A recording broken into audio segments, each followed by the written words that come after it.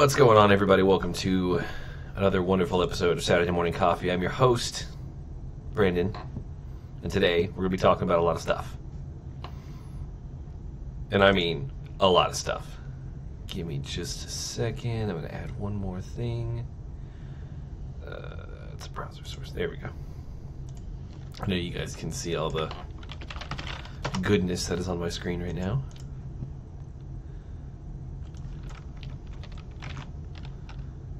Let's do like 500.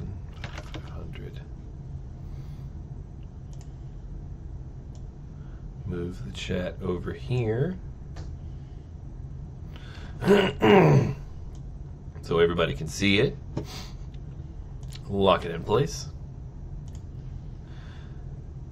And are you guys ready for this? Morning. Look at this, guys. Look at all of these beautiful tabs of news we have to discuss this morning. I'm so excited. Sorry, I just ate my breakfast and it was a lot of peanut butter, so my mouth is all like... Wah, wah. All right, let's go ahead and get started. So this is just something I wanted to show you guys because this is awesome, and I wish I could afford this, but sadly, I do not make this kind of money. Capcom's pushing promotions for Devil May Cry 5 pretty hard, and you can pick up this official Son of Sparta coat. They have one for Dante, and it looks like for Nero as well. Or no, let me see. Yeah, that's Nero. That's DMC4 Nero. In partnership with Volante, I think. Let me see. Yeah, Volante Design. It is $525. So, whew, that is expensive. Hey, what's going on, man? Thanks for jumping into the stream this morning.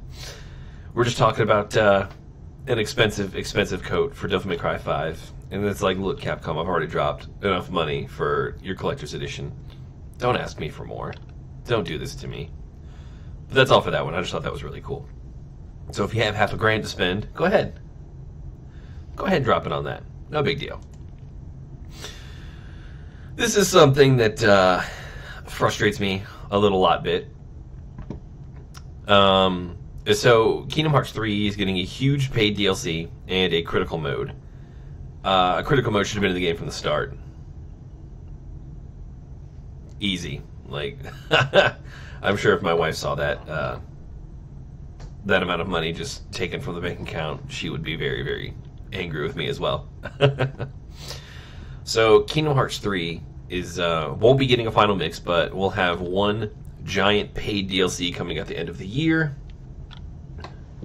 and we'll also have some free DLC coming out as well. Critical mode, again, should have been in the game from the start. That game was entirely too easy. And I'm super frustrated that this game feels kind of like Final Fantasy 15 all over again, except at least Final Fantasy 15 was a super amount of, like, it wasn't a completely cohesive story, but we got, like, a complete one throughout the game, rather than just, excuse me, rather than just, like, the last 3 hours of the game are really where the money's at. The story's at. Either way.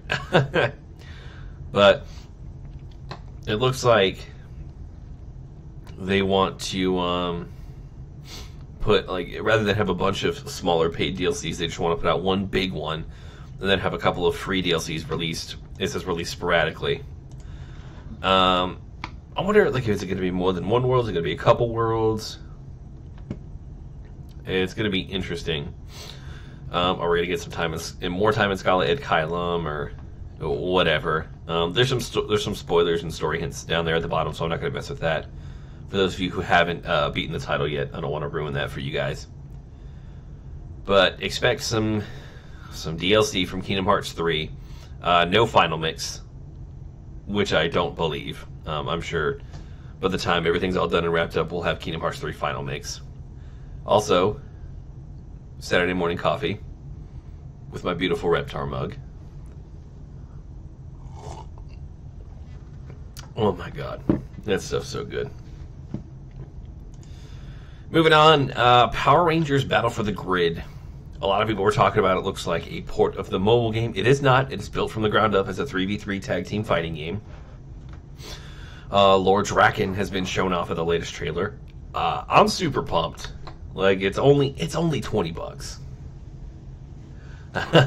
Thank you. If you run to GameStop, actually, they're doing that 75% off clearance still. I got that mug for like $3. I'm not even kidding you. Worth every penny. Every one of them. Here we go. Camera was sitting at a weird angle. But back to this. Hasbro and Lionsgate announced the game back in January. We've seen a couple characters, and it looks like it's going to be like Legacy Wars in the fact that you have multiple characters from different Power Rangers series, but it's going to be a 3v3 tag team fighting game. So, and it looks like Lord Draken won't be the only bad guy players can control. I'm super pumped for this. It looks awesome. It's coming to PC, PS4, Xbox One, and Nintendo Switch. Oh, crap. Next month? Holy wow. Right? There was one of the Sega Genesis, too. It might have been the same game. It definitely wasn't... Ooh, my throat making all kinds of weird noises. It wasn't a... Come over here. Put this back in full screen. Yeah, I mean, there hasn't been a good Power Rangers game in a long time. I remember they put out that awful one for PS4, which was like a Flash game gone wrong. But this looks really good. And I mean, again, it's only $20. Like, what's the worst that's going to happen? Oh, darn. $20 down the drain. Whatever. To play as Lord Draken, excuse me, that is the official pronunciation. But yeah, Power Rangers Battle for the Grid. If you pre-order it now, you get, I think, a player 2 kind of ooh, let me move the chat over just a little bit. I think it's kind of, where's the chat at? There we go. I definitely misread how that's supposed to look.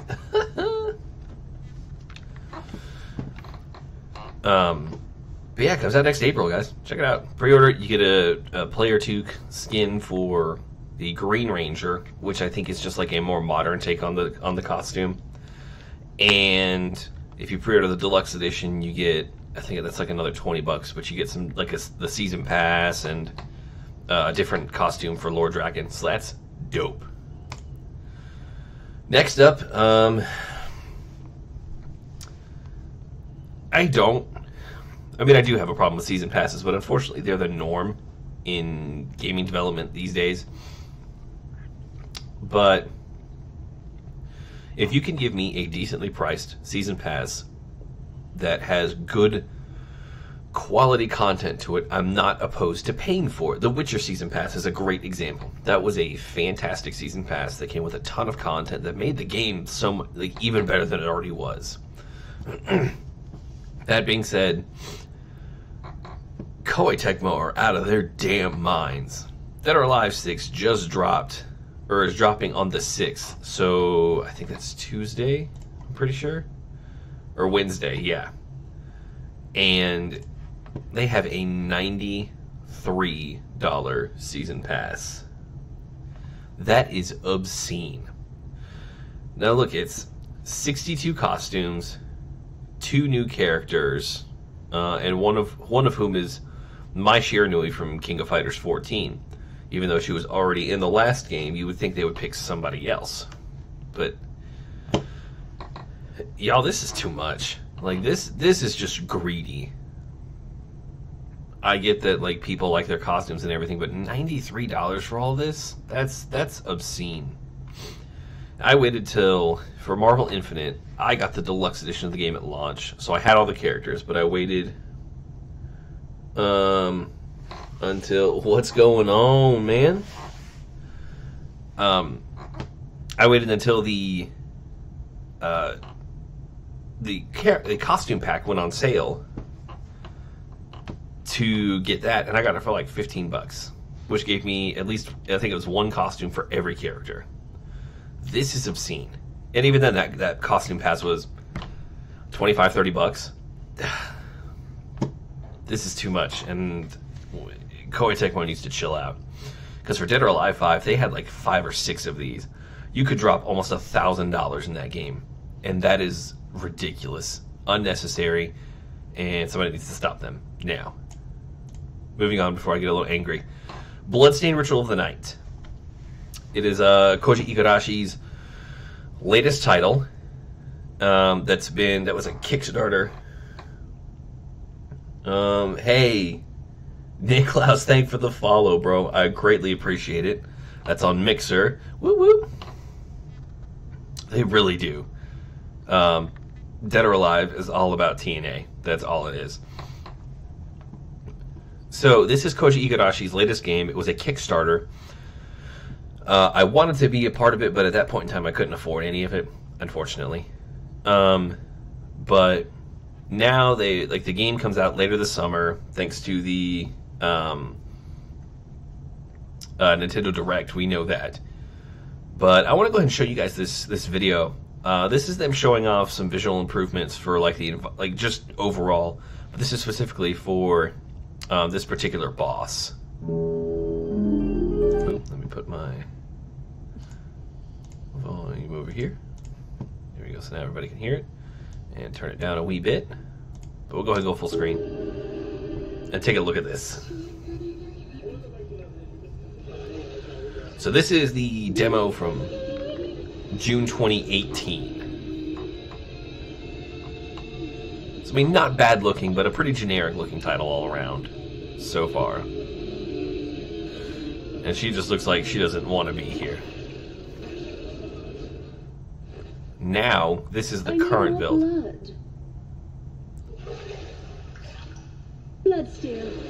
This looks so much better. Like, they'll show some really great side-by-sides and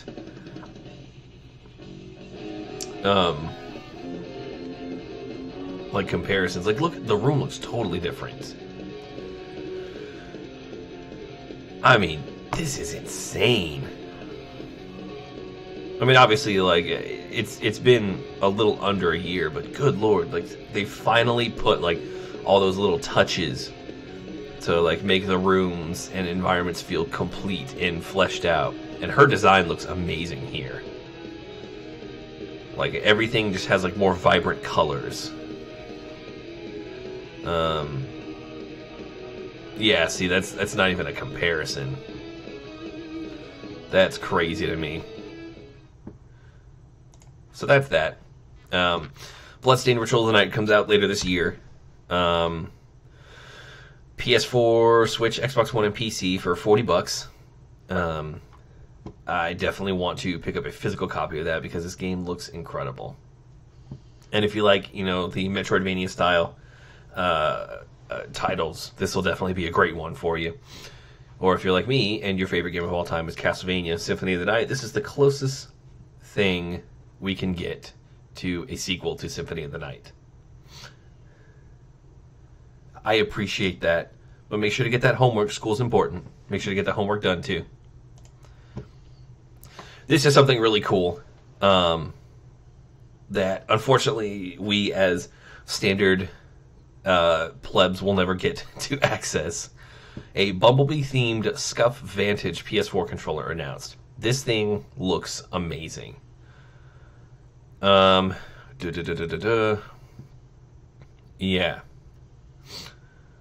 It's a $200 controller, so meh. I mean, it's a little pricey. But you have to pre-order. Like, you can't just buy it. You have to actively pre-order Bumblebee on the PlayStation Store to get a code to give you the ability to purchase this controller. Yo, that's too much. Now, I haven't seen Bumblebee yet. I'm sure I will be buying it because when my dad, who's the big Transformers fan, told me that you know, it's the best Transformers movie we've gotten. And I'm a huge Transformers fan myself, but I've always been a little cautious since, you know, Bayformers. But But when he tells me like it's his favorite Transformers movie yet, I gotta watch it. But I don't pre-order digital movies. I buy my physical copy. I use the digital code. Bam. So of course I won't be able to buy this. But if you like Bumblebee and you're gonna get the movie and you want this controller, there you go. You can drop like $240 total to get this thing. That is an amazing looking controller though, and I really wish I could get it. Microsoft announced their games with gold this week, the 27th. So for March 1st through the 31st, you get Adventure Time, Pirates of the Enchiridion? Let me see. Enchiridion, okay. Then starting in March 16th through April 15th, you can get what is one of the best like team shooters of all time, Plants vs. Zombies Garden Warfare 2. This game is amazing. And if you have an Xbox and you have Xbox Live Gold, this is a perfect chance to play this amazing game. And if not, it's usually like $5 on sale, honestly. The thing is, I don't like any of the other ones. I think they're all just like super ridiculous and dumb, and just like it doesn't capture the spirit of the Transformers. And as soon as I saw that Bumblebee like has a segment where it takes place on Cybertron, it was automatically better to me. Like even if that segment is bad, at least we get Cybertron. So I mean, I'll see it soon, and I'd love to tell you guys what I think. Maybe on the Saturday morning cartoons, on the Saturday morning coffee after I see it. We'll sit down and talk about it. That'll be a lot of fun. Now also, the beauty of the Xbox One is that it's backwards compatible. A lot of people say that's not really a big deal. It's not really a big deal, but backwards compatibility is huge, despite what Jim Ryan, the soon-to-be CEO of Sony Interactive Entertainment, thinks. Backwards compatibility has literally brought games back to life. So, my favorite Star Wars game of all time, Republic Commando, is going to be free March 1st to the 15th. And it looks like Metal Gear Rising: Revengeance, one of the most awfully titled fun games, will be available the 16th through the 31st. So make sure to get those if you have Xbox Live. These are awesome. I'll pull up the PlayStation ones in just a second. PlayStation games with gold. Good lord. Plus games March 2019. Ugh, no, we're not using Polygon. Gross. There we go. Just for consistency's sake, we'll pull this up. So, as you guys know, February was the last month where they'll be offering PS3 and PlayStation Vita games with the PlayStation Plus. So now it's strictly PlayStation 4 games. Oh, goodness, excuse me. So, but we got a doozy for March. We have Call of Duty Modern Warfare Remastered and The Witness, an amazing puzzle game and one of the best first-person shooters of all time. I'm not a huge Call of Duty fan anymore, but I love Modern Warfare, and I'm very, very excited to see this game played on my PS4, and I'm very excited to play it. I can do 4K on my PS4 now that I have a brilliant 4K TV. The Witness is a lot of fun if you're a puzzle game fan. I definitely think you'll enjoy it. So that's PlayStation Plus. Not in some ways not really as exciting as the Xbox version, the Xbox games with gold, but hey, we work with what we got, right? So for those of you who weren't paying attention this week or aren't explicit fans of The Walking Dead, Overkill's The Walking Dead is pretty much canceled at this point. It's not coming to consoles. They won't be able to finish any of the work on Season 2. Skybound was done. Like, it was this whole thing was a massive flop when it should have been a huge success coming from the developers of Payday. But it looks like right now Starbreeze is trying to reach a solution for Overkill's The Walking Dead after Skybound terminates the contract. They are trying to finish up, I think, Season 2 of the game is what they were saying. But I don't think it's going to happen. This game was such a monstrous flop for Starbreeze and Skybound that I guarantee that Skybound was incredibly sad about it, but they definitely cut ties for it. And it hasn't, according to DualShockers, it hasn't even recouped the cost for The Walking Dead. And I think Starbreeze was actually originally going to publish the System Shock remake that's coming out, but now they're not anymore. They had to sell the rights back to the developer. So that is unfortunate. I'm not a huge Walking Dead fan, but I never like to see, games like this flop. But, sometimes it just happens. I am streaming on Twitch, too. I'm streaming on Twitch, YouTube, and Facebook. Not Facebook, good God, Mixer. All at the same time. Thanks to good old Restream there. Yeah, it looked fun, but like when it came out, everybody, like even on PC, was talking about it doesn't run well. It's buggy, it's boring. There's nothing really to it. So that's unfortunate. But maybe I don't know. Maybe one day we'll get the Walking Dead game we deserve. So now we're done with DualShockers. Moving on to IGN. If IGN wants to load for me, come on. Come on, IGN. There we go. This is good news for me, specifically, and I wanted to share it with everybody. But, and if you're a fan of, if you actually saw Live, Die, Repeat, Edge of Tomorrow, All You Need Is Kill, whatever they called it, then this is good news for you, too.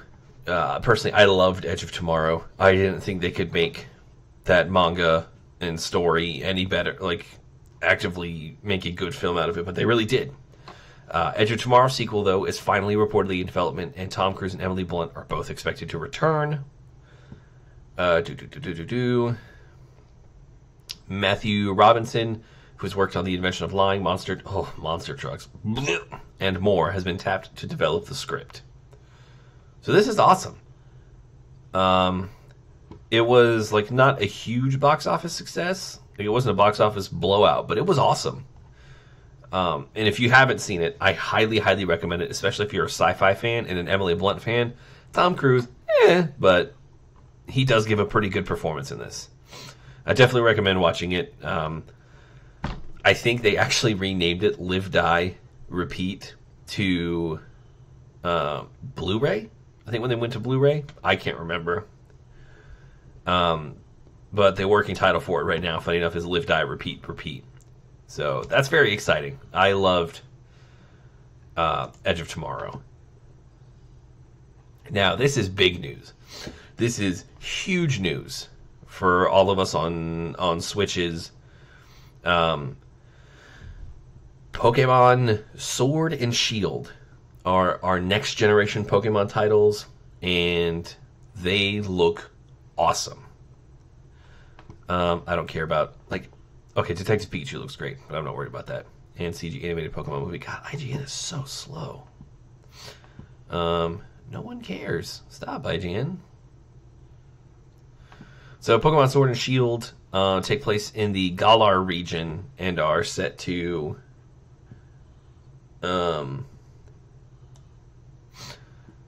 basically it's based on the UK, it seems like, and it really looks like this steampunk kind of world, or at least some of the towns have a really steampunk aesthetic to them, and it looks amazing. Like, I am so excited for this. Let's move on to actually talking about the starters for Sword and Shield. You have Grookey, who is our grass type. He a monkey. He a chimp, excuse me. Score Bunny, who seems to be the popular, the fan favorite at the moment. Everybody says it looks like All Might, and that's hilarious. And my personal pick right now, depending on how the evolutions go, Sobble. Sobble is awesome, looks adorable. They all look great. Like, this is genuinely the first time since, gosh, probably Gen 4 that I have had trouble picking on which one I want. I know, right? Like, Grookey looks awesome. and somebody had this hilarious picture. I'm sure everybody's seen it at this point, but I just crack up with it. It says, "I found what Grookey's evolution is going to be," and it's got a picture of Imperfect Cell, and I was cracking up, y'all. My wife showed me that, and that was quite the lull that was had. Yeah, see, like, okay, so Nicholas saying like he wants Grookey. That's the rare opinion, and I'm glad to hear that because I think Grookey looks awesome. The Score Bunny definitely seems to be the popular one. Hey, Avery, what's going on, my man? Hey, I appreciate the follow, man. It means a ton. So, like, I'm glad to see that people, like, although Score Bunny seems to be the most popular one, I'm glad to see people are on both sides, like, or on picking all three, though. So details are. By director Shigeru Omori, describe Grookey as a mischievous Pokemon, full of boundless curiosity, Score Bunny as always running about, bursting with energy, and Sobble as a bit timid, shooting out attacks as it hides itself in the water. That's cute. These are our starters. Late 2019, guys. Attaboy. Oh, there's a poor dog outside. And it's making me sad. Are you disrespecting green right now? Come on, don't do this to me. I love green. Hulk smash. Not much, man. We've been just talking about some good old-fashioned news that's been happening this week. Trying to kind of catch up because, good God, there's been so much this week. I know. I'm sorry, guys. My neighbors like to tie their dog up to the tree outside when they're not home, rather than being a normal human being and leaving it in the apartment. But that's our Pokemon, guys. 2019, late 2019. I am so very excited. I'm expecting an October, November release date. Pokemon always, like, mainline titles always come out on in October or November. We have one more. Oh, that's Doom Patrol. Whoops, sorry guys. So. Sekiro, I haven't quite figured out. Shadows Die Twice, limited edition PS4 Pro console. This is literally one of the coolest consoles I've ever seen.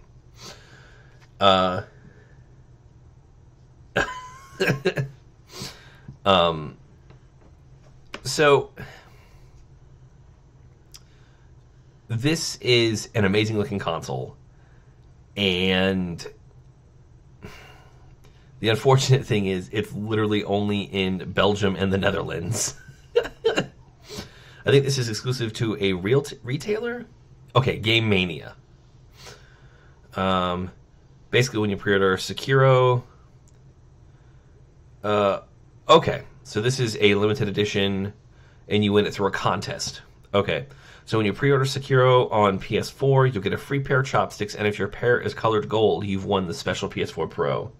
This thing looks incredible, and it makes me wish I lived in Belgium or the Netherlands, because holy freaking crap. Like, I have never seen a custom console look this good.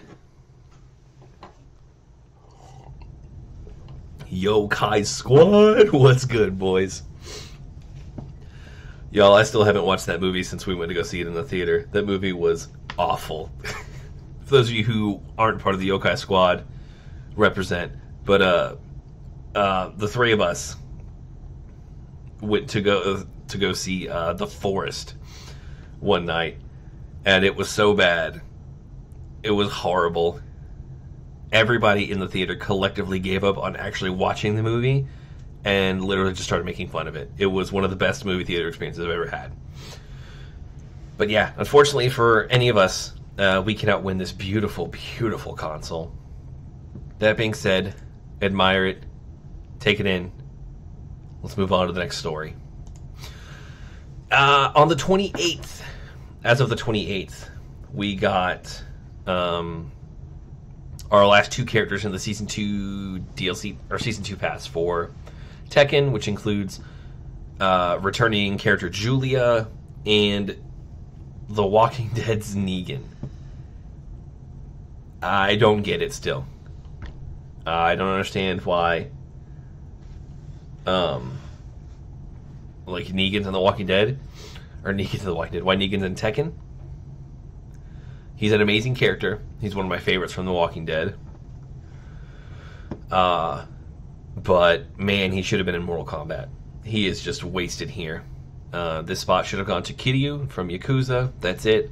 That being said, if you have the Season 2 pass, or if you want to pick either of them up, they're now available. Have fun with them.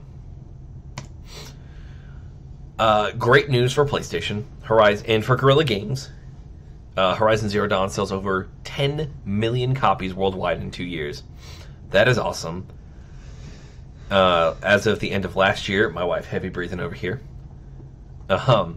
It sold 7.6 million units, so it looks like over 2018, perhaps it looks like it sold about 2.4 million units.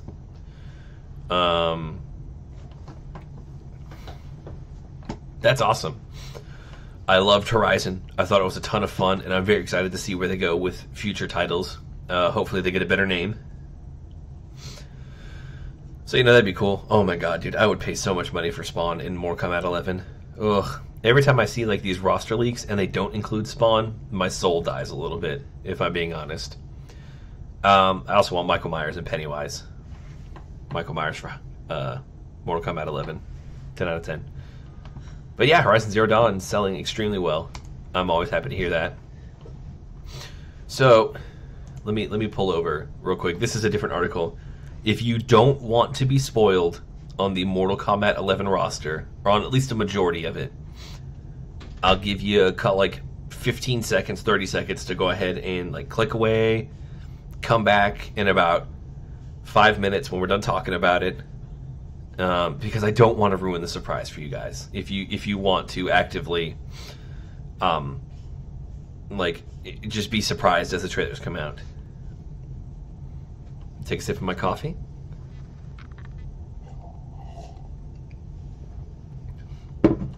You can mute me, switch tabs. We're golden. And 5, 4, 3, 2, 1. We're talking about the Mortal Kombat 11 roster. So this could be real. It could be not.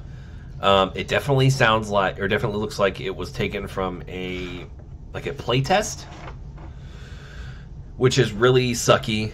But as a gaming news individual reporter, this is Brandon reporting for Mortal Kombat 11 News. Was hanging. I feel inclined to report on it. Yes, it is a Reptar mug. It is beautiful. I know you hate the store as much as I do, but GameStop has it for like 75% off. I got it for $3, dude. Killer. So here we go, guys. Can I zoom in? Will you let me zoom in? Do I have to open it in a different tab? Alright, let's do this the hard way. Alright. So we're looking at it looks like Jackie Briggs. This person's called Cetrion. They're a brand new character. Kano, Garrus, Frost, Jax, Johnny Cage, it looks like. Devora, Baraka, Cassie Cage, Kung Lao, Kodo Khan. One of the best characters in MK10. Aaron Black, Liu Kang, Scorpion, Sub-Zero, Raiden. This is a new character as well called the Collector. Cabal, Jade, Scarlet, Sonya Blade, Kitana, Shang Tsung, and then the big one, guys, Noob freaking Saibot. I don't know if y'all know this, but Noob Saibot is one of the dopest characters in the Mortal Kombat franchise. Excuse me. And also one of the cheapest in Mortal Kombat 9. Oh, it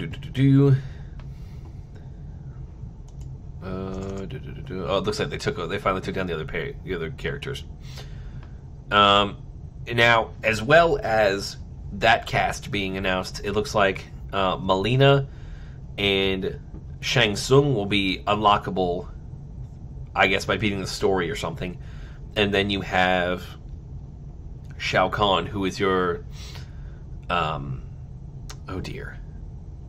Your pre-order bonus. That's what I'm trying to think of.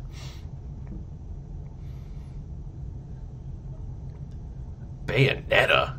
What? You know what? Let's not look at that.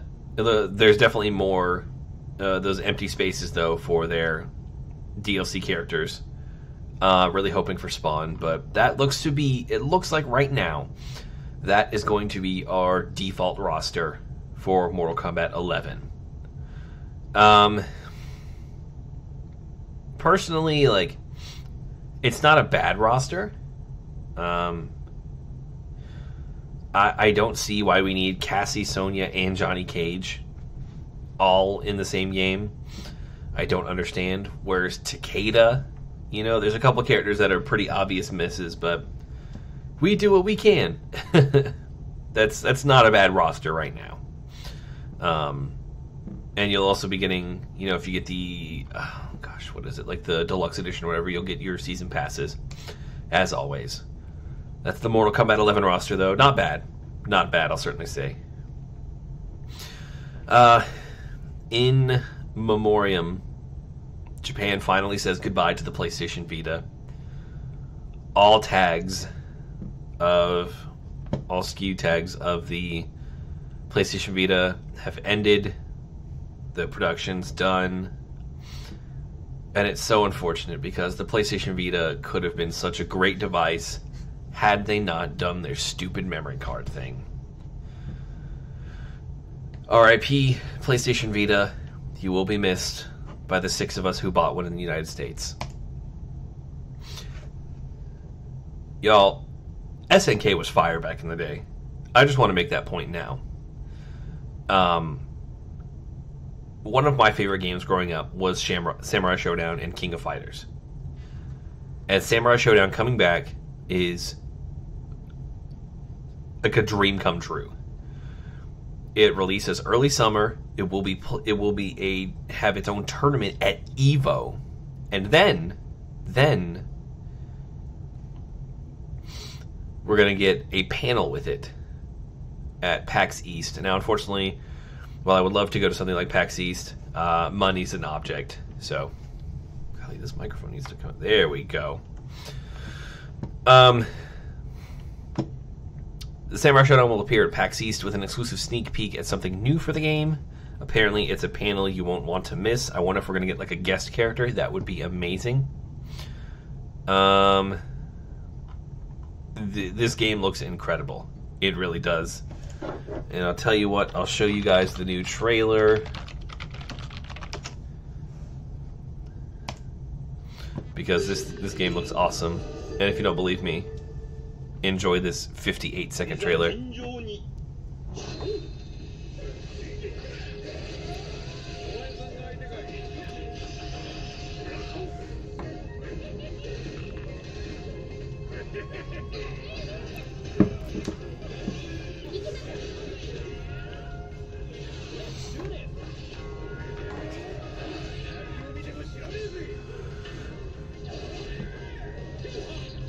Disarm into a counter for like 75% health. Okay, it's called Samurai Spirits in Japan. Just a heads up.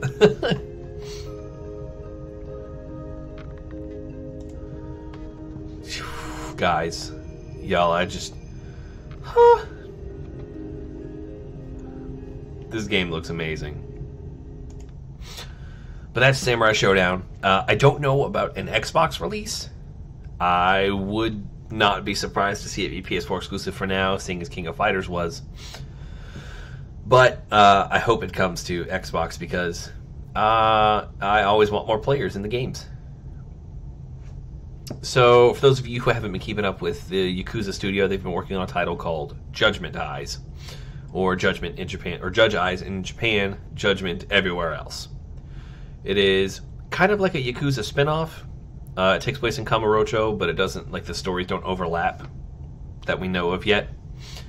but it is being localized with a ton of options. So it'll have a full English or Japanese voiceover. I'm sorry, but this is one that I can't do an English voiceover with. But it will also have fully localized subtitles in English, French, German, Italian, and Spanish. That's huge.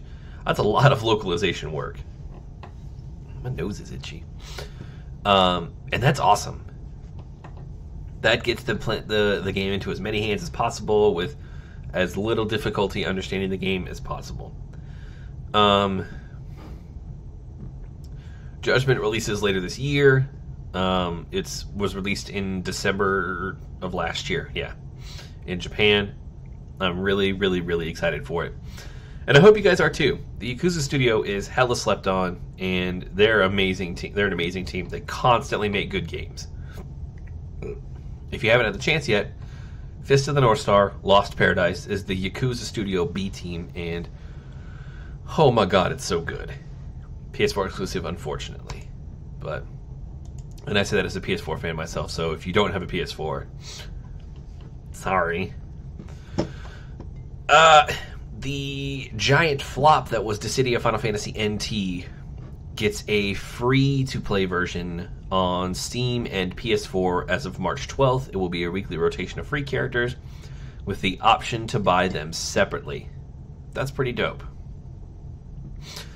You will, and just a heads up for those Steam players, you will also be able to buy the full edition of the game as well. You don't just get the free edition. For those who have the full game, the free edition will provide more challenges for them to battle against, as they'll be on the same server. So they say Final Fantasy 13 Snow, it is Lightning Returns Snowvilliers, so bad guy Snowvilliers. Vayne, Locke, Comlanot, and Yuno were added to the roster with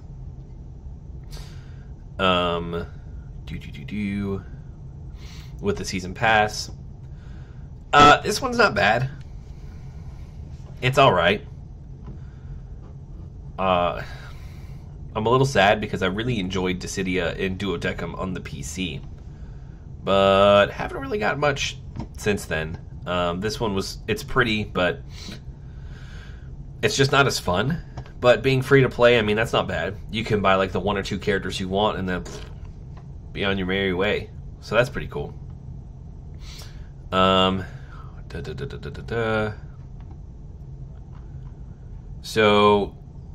I mean, it did wonders for Dead or Alive 5. The developers of the game, Team Ninja and Koei Tecmo Games, also released a free-to-play version of Dead or Alive 5, which had purchasable characters and costumes. The game ended up getting over 10 million downloads. So maybe it'll work out for Final Fantasy Dissidia. Who knows? But yeah, March 12th if you want to check it out, guys. Now, those of you who grew up in the rad 90s, Toe Jam and Earl were the funk back then. And Toe Jam and Earl, Back in the Groove, came out yesterday, and its latest executive producer is Macaulay Culkin.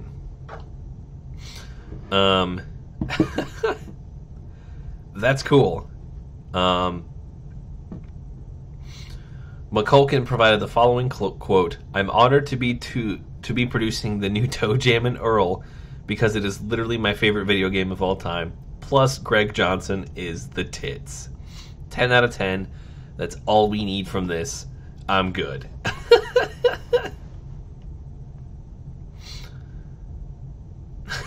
Here's some things I'm doing instead of watching the Oscars. 5, Toe Jam and Earl. I like it. You can actually still pre-order a physical copy through limitedrungames.com if you want. You can't get the limited edition, unfortunately, but you can get a standard edition. It's $30 if you're as excited for Toe Jam and Earl as I am. I'm just saying. So, out of the realm of gaming, into the realm of movies, Avengers 4 Glow in the Dark Funko Pop offers a closer look at Iron Man's QR suit. Link removed at Marvel's Core request. Come on, man. Alright, well, damn. I guess we'll come back to that one later. Hellboy got a new trailer. Much, much, much, much better trailer than the first one. as an avid Hellboy fan, I was incredibly disappointed with the first trailer. The music choice was bad. Like, they had kept talking it up as this R-rated horror, like much darker take on the character, which is more in line with the comic books by Mike Mignola. But then we got that trailer, and it's just like, I don't see that. This Red Band trailer came out a couple days ago, and it was phenomenal. It is a much, much better trailer. And you know what? Why don't we just watch the trailer? Let's do this together, everybody. Favorites. Yes, I like ASMR, don't judge me. Yes, I also do a lot of cooking videos. I don't need it. So, Hellboy Red Band trailer. I do have this stream marked for adults, so just a heads up.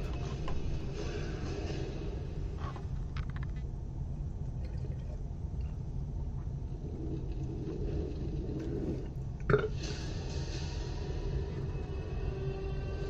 an island off the coast of Scotland, something was summoned from the depths of hell.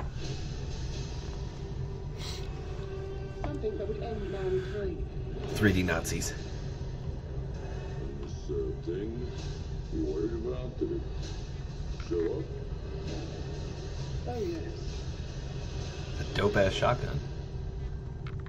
you did. We face every threat there is, and yet you take me in. Hello, son. You made me a goddamn weapon. Where's my fucking violin? Listen up, ladies and gentlemen. Out there's a 5th century source. I love this trailer so much. We want to bring down the curtain on London and the world. Great. Homework. Why do you fight for those who hate and fear you? You were meant for this. Out of the ashes, new Eden will emerge. Okay, I'd appreciate a prophecy with more relatable stakes. Haven't we got to be saving the world or something? Yeah, I'll read one. Let's get your face on it. Yeah, come on, let's do this. Oh god, that looks brutal.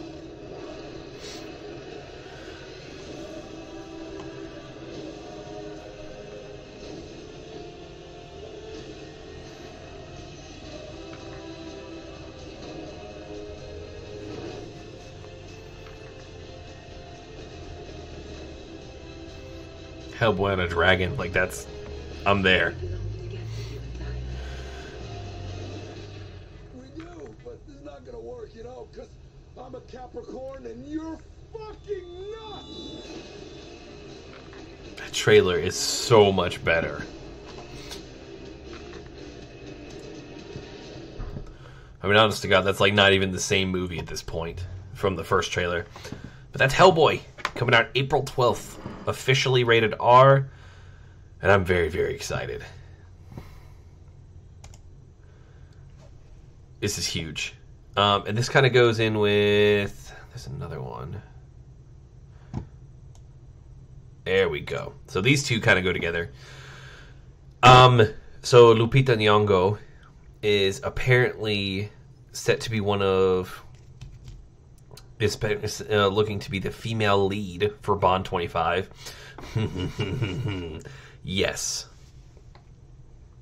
This would be amazing.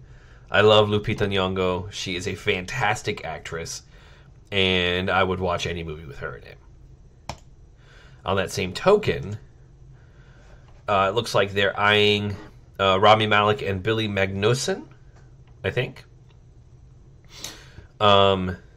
And it looks like, more importantly, they want Rami Malek to play the bad guy.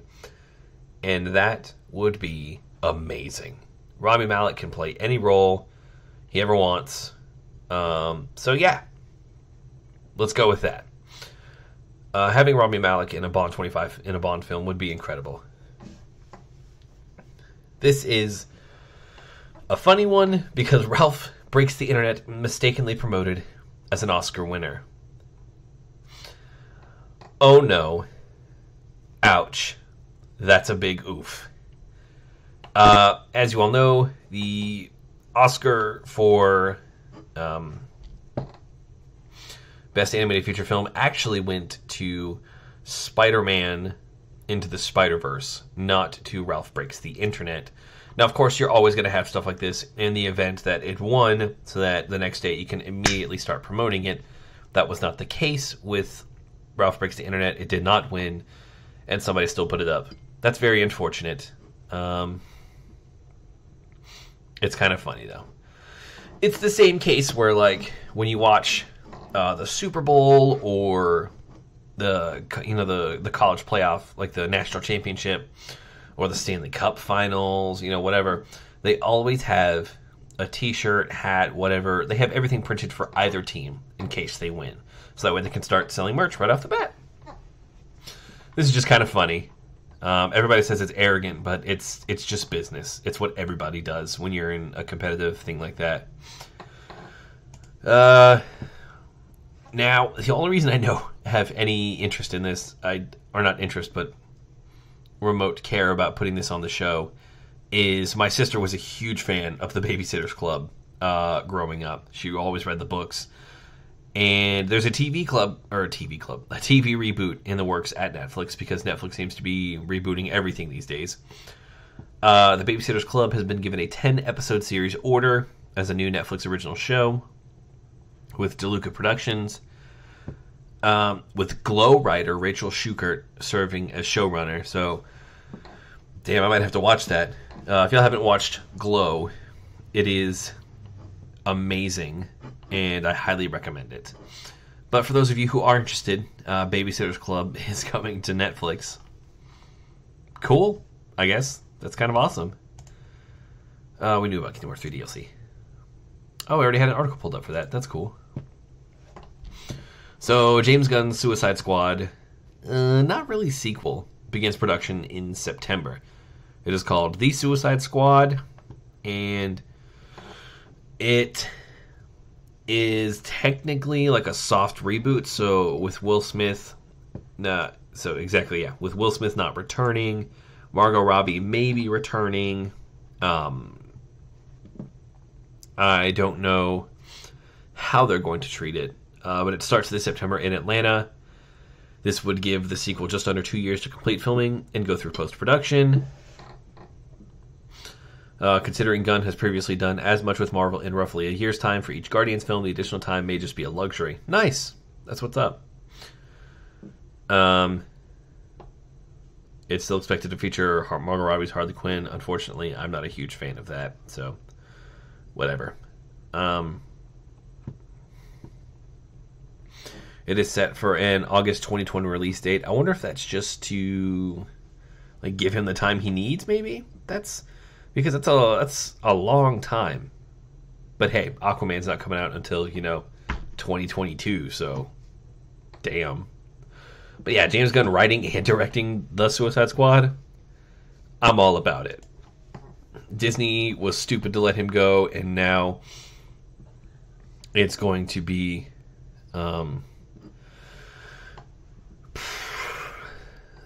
it's going to be pretty monstrous. And it's going to do bad things for them. I very much think so. Star Wars respawns Star Wars Jedi Fallen Order to be revealed at Star Wars Celebration, April 13th or something. Yes, April 13th. Why not May the 4th? I don't know, but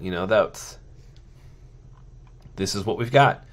It follows a Padawan who survived Order 66 as they explore the galaxy in the time after the fall of the Jedi Order.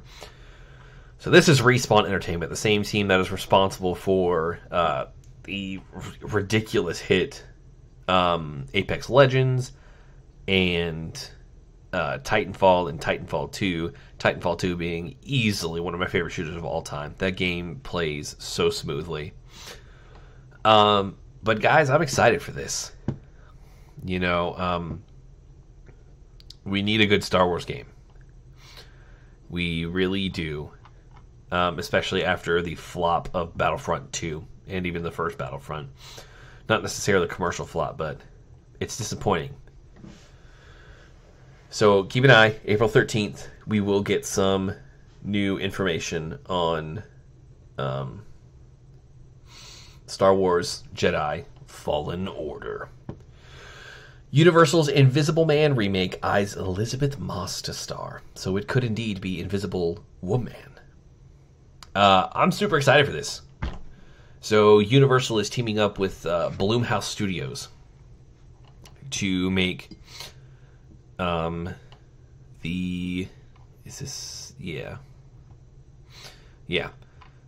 make The Invisible Man with Lee Winnell writing and directing. Now, if you guys don't know who Lee Winnell is, go watch Upgrade. You'll thank me later. And holy crap, that is an amazing film. He's a great writer, great director, and having him on board with this, and then looking for Elizabeth Moss, who is the star in A Handmaid's Tale. Thank you. Is going to be, I think that would be amazing. You know, Blumhouse is known for making low-budget horror films that generally can turn a pretty good profit. That are generally pretty good as well. They did the 2018 Halloween film, and that was my favorite film of 2018. So I've got no doubt that with Lee Winnell on this film, it is going to be awesome. And you know, if she plays the Invisible Man, like if they do a gender swap, that would be awesome. I would not mind that. It's an 80-year-old story. We got to change it up sometime, right? So keep an eye out for this. I certainly will be, and as news pops up, of course, I'll keep letting you guys know.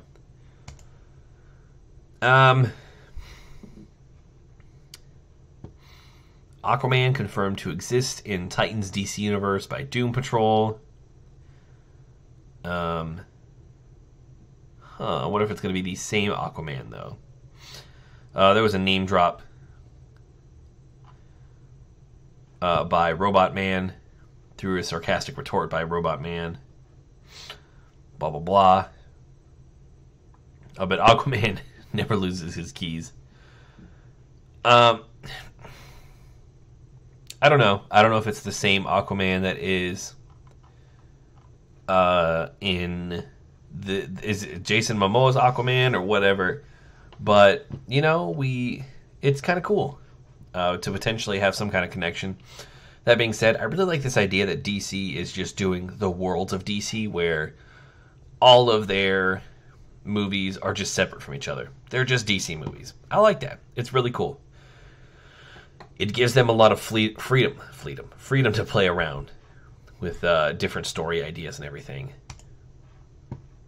Ian McKellen has said that the fear of coming out is to blame for Kevin Spacey and Bryan Singer's alleged sexual abuse. Though the distinguished 79-year-old actor's substantial resume continues to grow.